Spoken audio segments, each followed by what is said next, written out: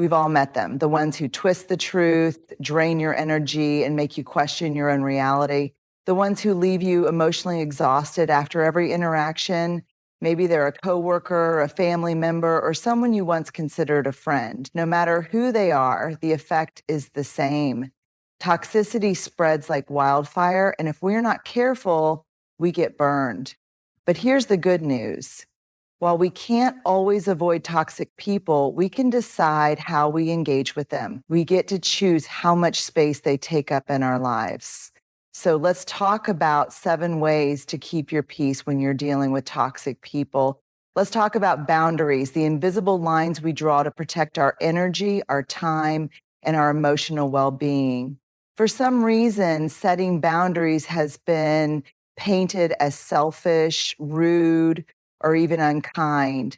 But the truth is, boundaries are an act of love, not just for ourselves, but for others too. Here's the hard part. Many of us struggle with boundaries because we've been conditioned to believe that saying no makes us a bad person.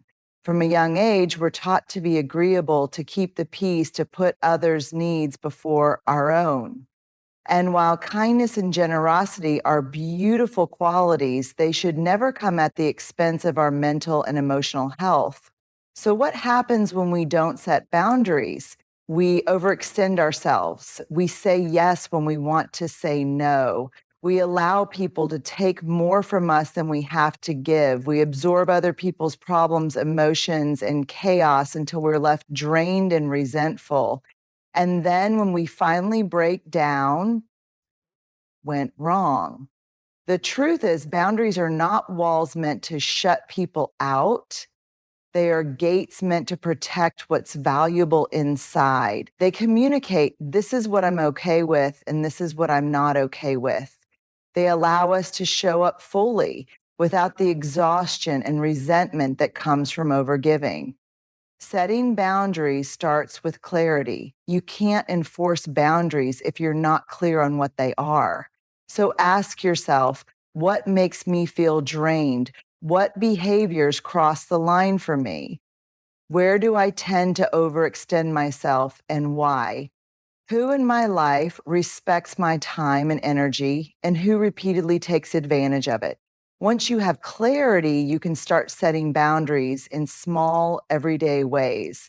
Maybe it's letting a friend know you can't always be available at their convenience. Maybe it's telling a coworker that you won't be answering work emails after hours. Maybe it's not engaging with a family member who thrives on negativity and drama.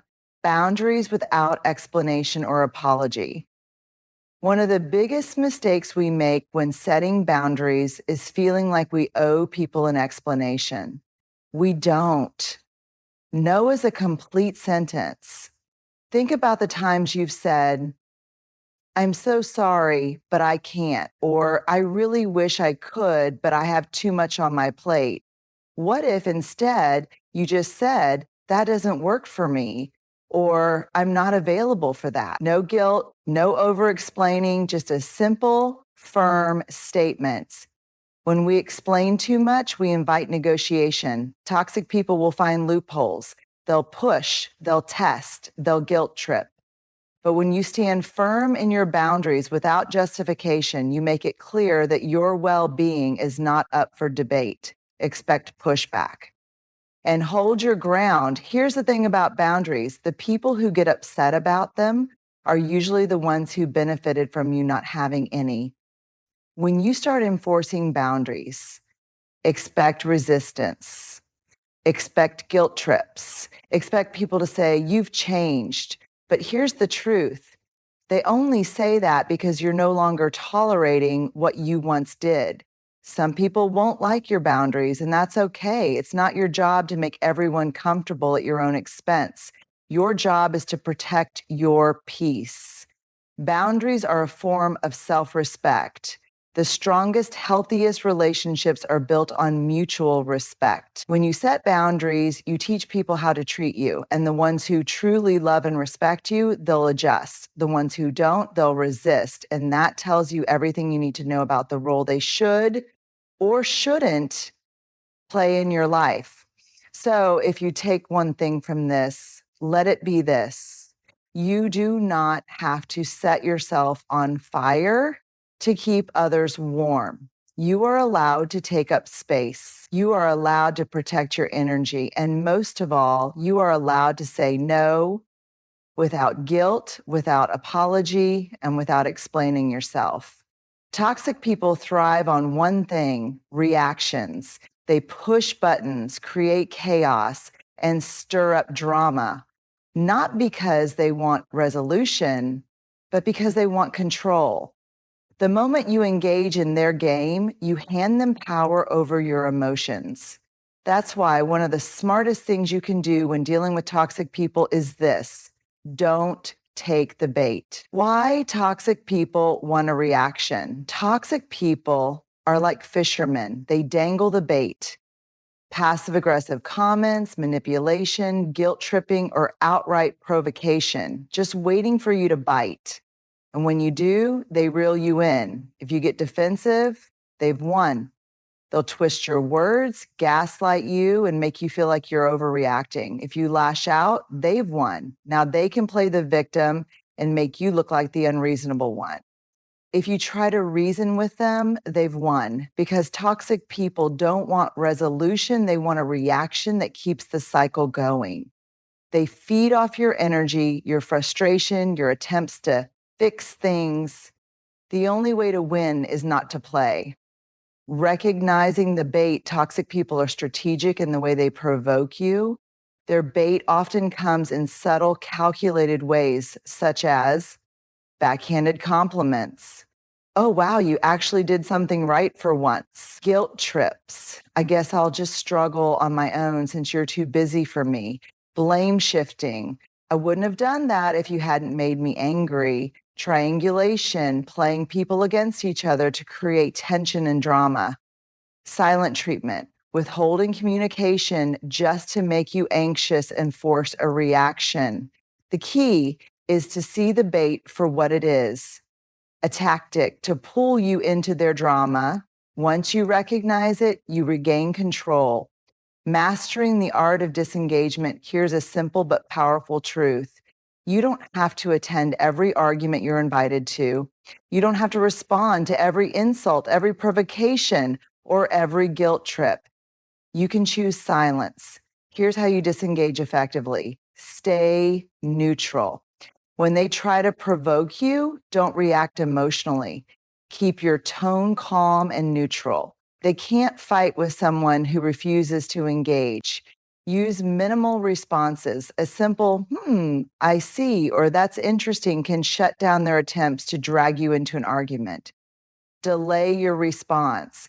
If someone is baiting you over text or email, don't respond immediately. Give yourself time to calm down and craft a neutral response, or don't respond at all. Exit the conversation. If things escalate, physically or verbally remove yourself. I'm not engaging in this conversation, and walking away is a power move. Let them sit with their own behavior. Toxic people want you to clean up their mess emotionally, mentally, or even physically. Don't let them deal with the consequences of their actions. The power of emotional detachment. Toxic people lose interest when their tactics stop working. They want chaos, but if you refuse to give it to them, they have nothing to latch on to. Detachment doesn't mean you don't care. It means you care more about your peace than their games. It means you understand that not every battle is worth fighting and not every comment deserves a response. It means knowing that your energy is yours to protect. The next time a toxic person tries to bait you, pause, take a deep breath, ask yourself, is this worth my peace? Most of the time, the answer will be no. One of the hardest lessons we learn in life is this: we can love people and still choose to walk away. When we think about letting go of toxic relationships, whether it's a friend, a family member, a coworker, or even a romantic partner, we often feel like we're faced with two choices: either stay and endure the toxicity, or cut them off completely with cold indifference. But there's a third option: one that allows us to protect our peace while still honoring the humanity of the other person, detaching with compassion. What it means to detach with compassion. Detaching with compassion means recognizing that while you may care for someone, their presence in your life is not healthy. It means understanding that you are not responsible for fixing them, healing them, or absorbing their pain as your own. It means letting go without hatred, without resentment, and without guilt. Many of us hold on to toxic relationships longer than we should because we believe that walking away means we don't care. That's simply not true. You can have empathy for someone and still choose not to be drained by them. You can wish them well and still recognize that their energy is not something you can continue to carry. Why we struggle to letting go is never easy, especially when we've invested time, love, and effort into a relationship. There are several reasons why we find it difficult. We feel responsible for them if they are struggling. We may believe it's our job to help them, to be there no matter what. But staying in a toxic dynamic out of obligation only leads to exhaustion and resentment.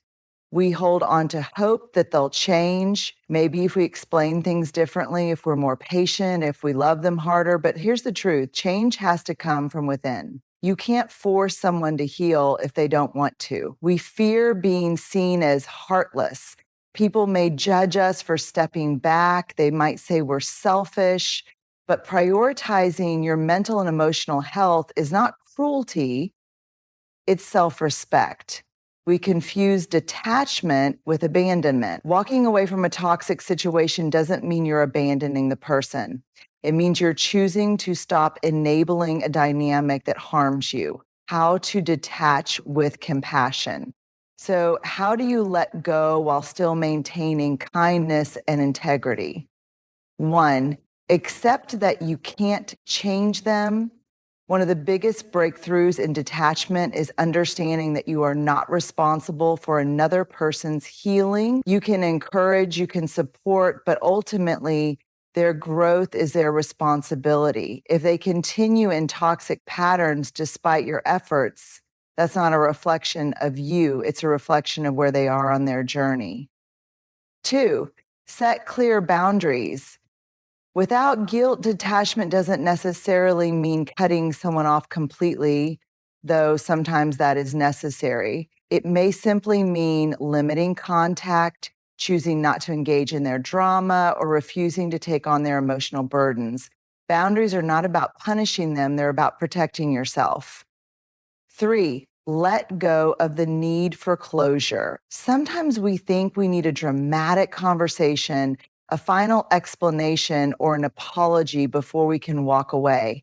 But closure isn't something other people give us, it's something we give ourselves. You don't need them to understand your reasons. You don't need their validation. You are allowed to close the chapter simply because it's what's best for you.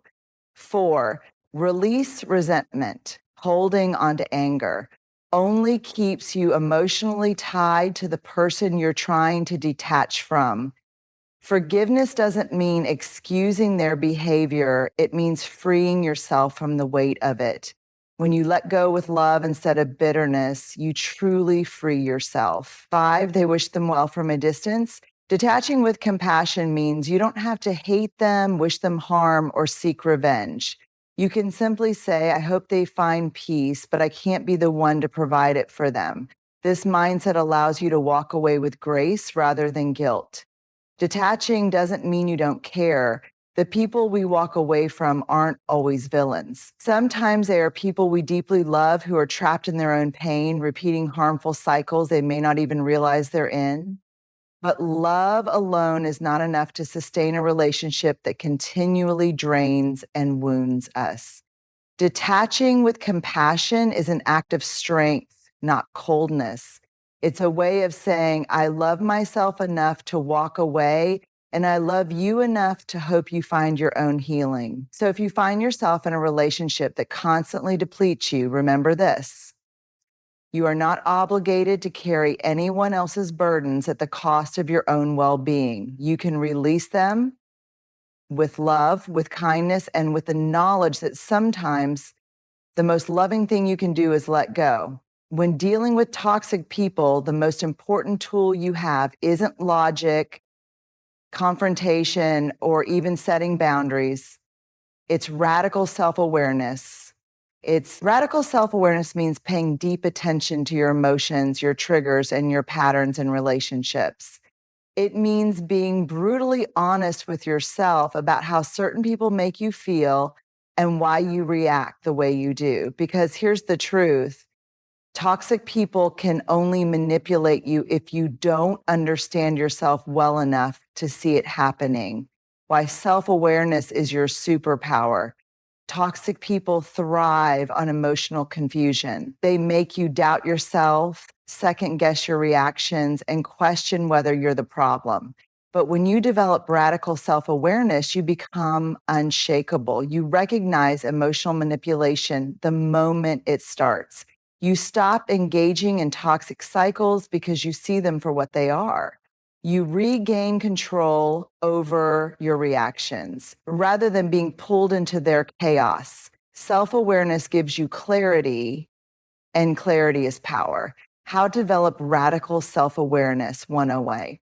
Pay attention to how you feel around certain people. Your emotions are data. They tell you what's working and what's not.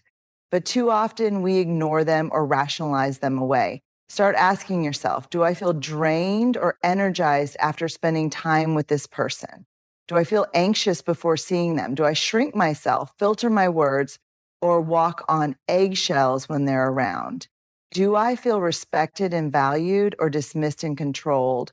Your body and emotions will tell you the truth long before your mind does. If you constantly feel uneasy around someone, trust that feeling. It's not in your head, it's a warning sign. 2, to identify your triggers and patterns. Toxic people know how to push buttons, and if you don't know what your buttons are, they will keep getting pressed. For example, do you feel an overwhelming urge to prove yourself when someone questions your intelligence? Do you feel guilty whenever someone accuses you of not being a good friend, partner, or family member? Do you shut down or over-explain yourself when someone dismisses your feelings? These are emotional triggers, and toxic people exploit them. But once you identify them, you can control your reaction. Instead of falling into their trap, you can step back and say, I see what's happening here. I don't have to engage in this game. 3, own your part in toxic cycles. This one is tough, but necessary. Radical self-awareness requires you to take responsibility for how you show up in toxic relationships. That doesn't mean the toxicity is your fault. It means you have the power to change how you respond to it. Ask yourself, am I staying in this dynamic out of guilt, obligation, or fear? Am I trying to fix someone who doesn't want to change? Am I allowing disrespect because I don't want to cause conflict? Am I addicted to saving people, even when it costs me my peace? This kind of self-reflection isn't about blaming yourself. It's about empowering yourself. The moment you recognize your role in the cycle, you can step out of it. 4, listen to your inner voice, not just the noise around you. One of the biggest obstacles to self-awareness is outside influence. Society, family, and even our own past conditioning can drown out our inner voice. For example, you might have been raised to believe that family is everything, so you feel guilty for distancing yourself from a toxic relative. You might have been taught to be nice and avoid conflict, so you tolerate disrespect instead of speaking up. You might have been told you're too sensitive, so you dismiss your valid feelings. But radical self-awareness means trusting yourself more than external voices. It means asking, what do I truly feel? What do I truly need? And honoring those answers no matter who disagrees. 5, stop explaining yourself to people who are committed to misunderstanding you. Toxic people love to make you doubt yourself. They'll twist your words, rewrite history, and make you feel like you have to justify your boundaries, emotions, or decisions. But here's a hard truth. Some people don't want to understand you, they want to control you. Self-awareness means recognizing when someone is engaging in good faith conversation versus when they are just trying to exhaust you into submission. If someone constantly invalidates your feelings, stop explaining yourself to them. Your truth doesn't require their approval. 6, be willing to let go of people who don't align with your growth. Growth means outgrowing people, and that's painful. Sometimes self-awareness leads to a difficult realization. Some people only fit into past versions of you. They were compatible with you when you were less confident, when you tolerated more, when you ignored your own needs. But as you grow, those relationships start to feel misaligned. It's okay to let go of relationships that don't fit who you're becoming. It's not betrayal, it's evolution. Self-awareness is a form of protection. Radical self-awareness isn't just about understanding yourself. It's about protecting yourself. When you deeply understand your emotions, your triggers, and your worth, no one can gaslight you into believing their version of reality. No one can manipulate you into feeling guilty for setting boundaries. No one can trap you in a toxic cycle because you now recognize the pattern. The more self-aware you become, the less power toxic people have over you. So the next time you find yourself caught in a toxic dynamic, pause, breathe, tune into your emotions. Your feelings are not a burden. They are a compass. Listen to them, trust them, honor them, because when you truly know yourself, no one else gets to define your reality.